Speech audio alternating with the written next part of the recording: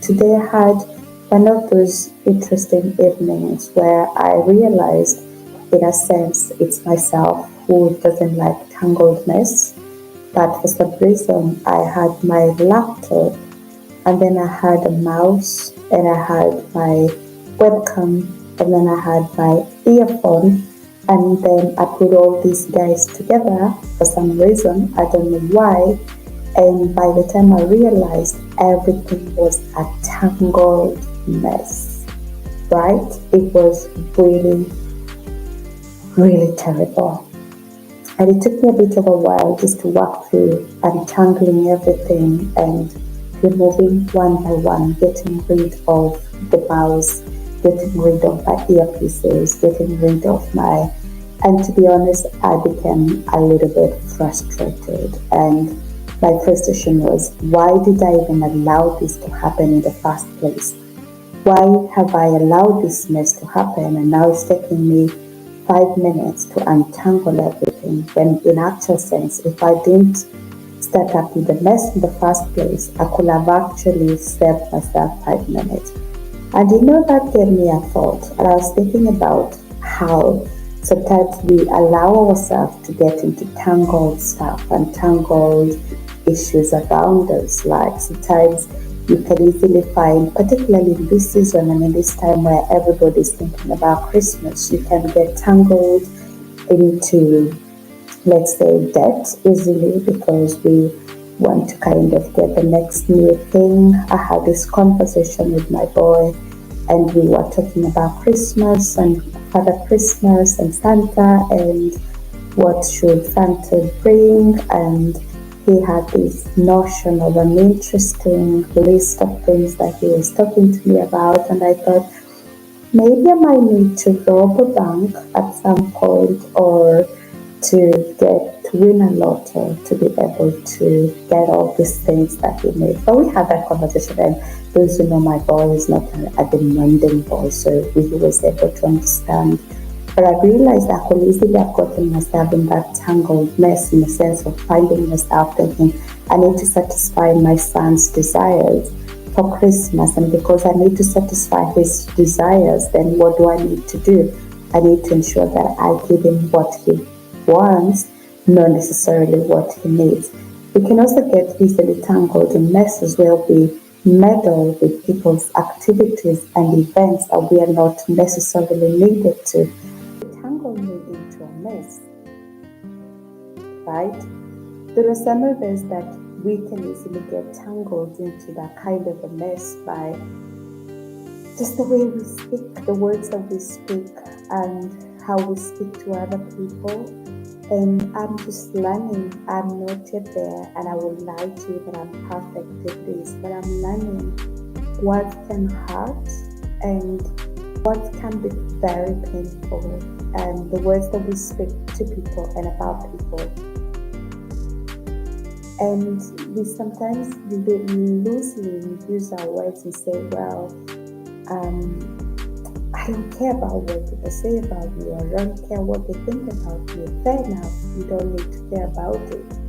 But words do have power. Words have creative power. We know God spoke words and the world into existence, and you can literally speak realities through things that you speak. You can speak into existence and creation things that you don't want to. And so sometimes you can get entangled into just talking about people, say words that are sometimes hurtful, words that sometimes are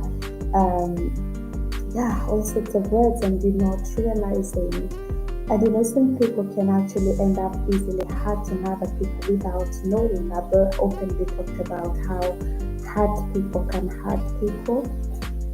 You could be tangled in literally a self-judgment, harshly judging yourself and looking down upon yourself and thinking like, I don't deserve a good life, I don't deserve to be treated well, I don't deserve to look after myself, my life is messed up, my life is, I don't know what to say. But you know what, at the end of the day, all those messes we start to do in this season, as we're going into Christmas season, we start saying like, okay, if my mess that I'm tangled in is maybe too much spending, I will start to kind of deal with that. Don't try to deal with everything together in one go. You'll end up very easily discouraged. You might not even be able to do everything together. But if you do, I always say one step at a time, right? And it gets to a point, it can easily become part and parcel of you.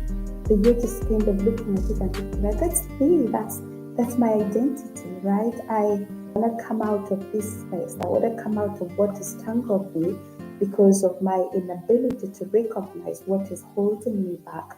I can't be able to do it. And by the time I want to do it, something else has come and tangled me.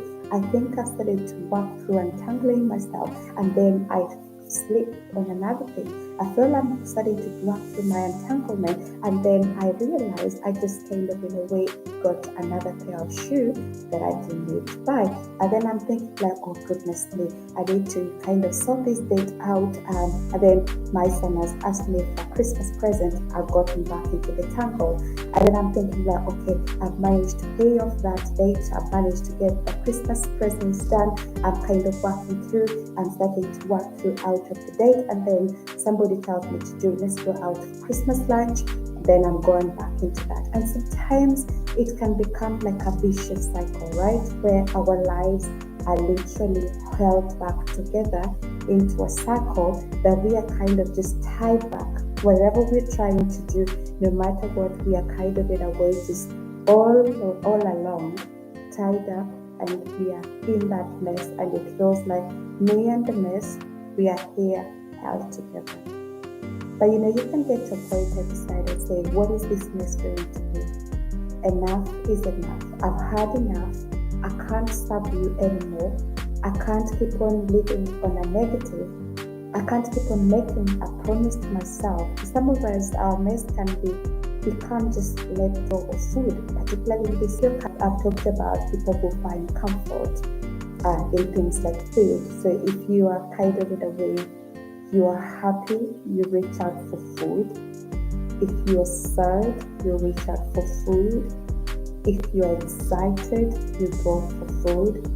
If you are, no matter the emotions, you link them back to food.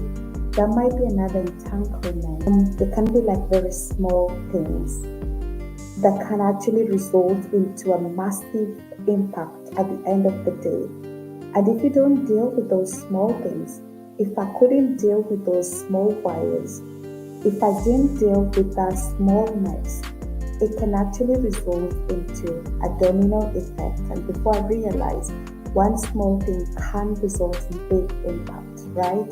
It could be just entangled in my eating behavior and my eating habits that have literally bound me together.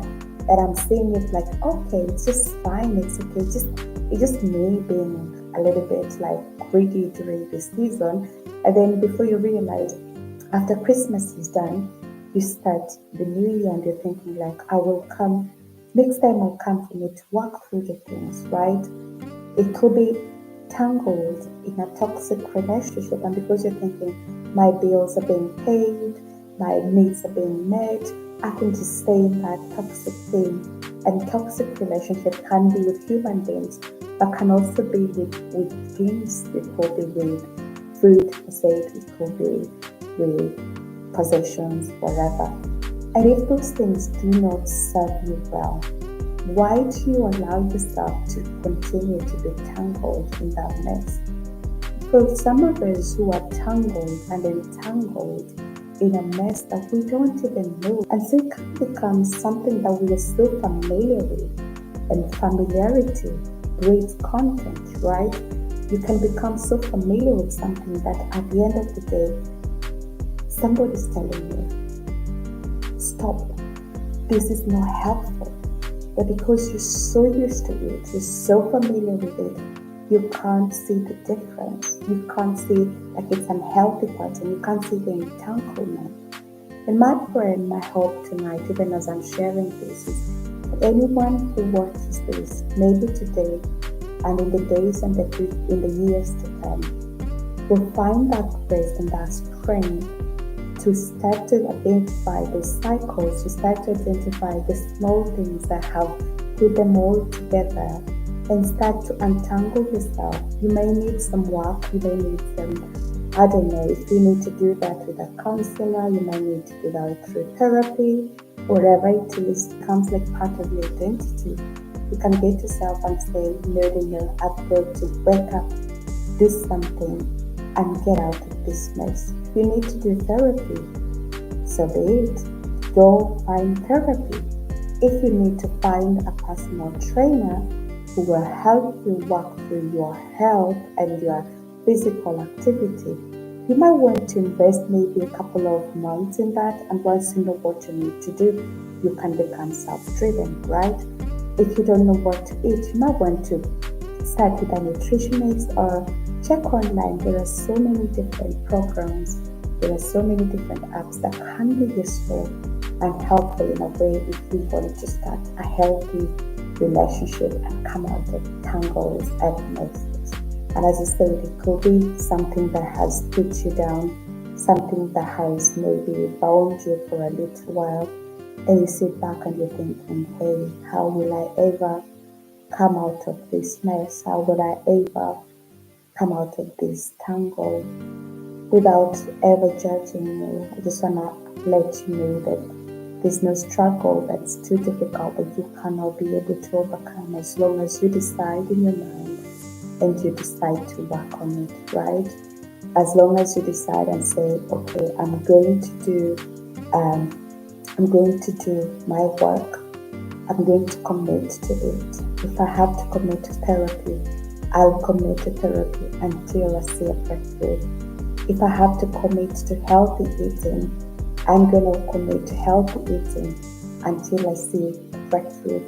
If I have to commit to not talking to bad people, if that's something you practice for a long time, it can easily become part of you that you don't even realize.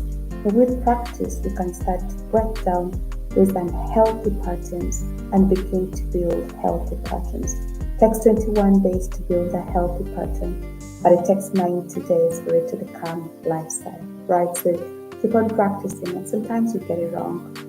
If you commit it, practice makes perfect.